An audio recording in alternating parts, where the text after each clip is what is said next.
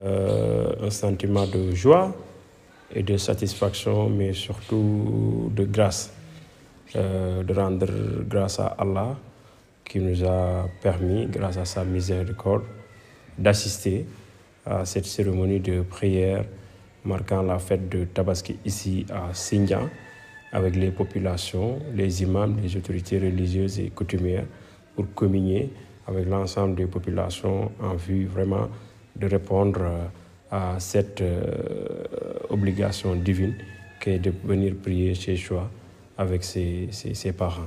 Donc vraiment, c'est un sentiment de joie et de fierté. Le discours de l'imam, nous l'apprécions à sa juste valeur puisque, comme vous le savez, l'imam en tant que prédicateur a formulé une prière pour le président de la République, pour le Sénégal, pour un Sénégal de paix, mais aussi pour un hivernage pluvieux, mais aussi prier pour ceux qui sont en classe d'examen, qu'Allah puisse les permettre de réussir. Il a prié aussi pour l'ensemble des autorités administratives, déconcentrées, décentralisées que nous sommes, pour que Dieu puisse nous permettre d'avoir les pleines capacités pour exercer notre mission. Il a aussi rappelé à la cohésion et à la stabilité nationale. Et je pense que c'est le discours qui était attendu de sa part et fondamentalement, je l'apprécie. Bon, le message que j'ai à lancer, c'est d'appeler les jeunes à beaucoup plus de raison, à savoir raison garder.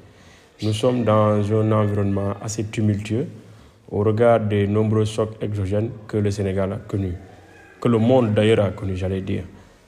À la suite de la pandémie à Covid-19, nous sommes en train de vivre encore les effets de la crise russo-ukrainienne, avec tout ce que cela implique sur le renchérissement des coûts au niveau international qui se répercute au niveau local sur le pouvoir d'achat des Sénégalais. Nonobstant le fait que le gouvernement est en train de prendre un certain nombre d'actes, des mesures drastiques pour éviter à ce que, fondamentalement, la poche du Gorgorlou soit assez sollicitée. Donc, nous voulons que dans ce contexte-là, assez chargé, que les jeunes soient appelés à beaucoup plus de raison, à beaucoup plus de maturité.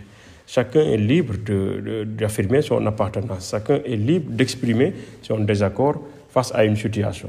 Mais nous avons des biens communs, des biens de l'humanité que nous devons préserver. Les biens relatifs à l'éducation, à la santé, à la mobilité, entre autres biens que nous devons préserver.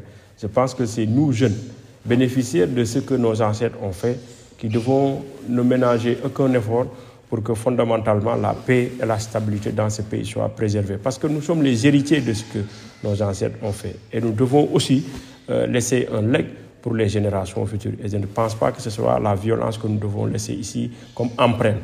Ce que nous devons faire, c'est de travailler pour que le Sénégal continue sa marche et sa progression vers l'émergence. En tant que maire, en tant que leader politique, c'est le message que je tenais à lancer. Que ne ménageons aucun effort pour la préservation de la stabilité nationale, parce que c'est notre première ressource naturelle. Ne ménageons aucun effort pour la préservation de la cohésion nationale. Ne ménageons aucun effort pour la préservation de l'intégrité du territoire. Et ne ménageons aucun effort pour que la justice, justement, au Sénégal, soit respectée et les institutions de la République.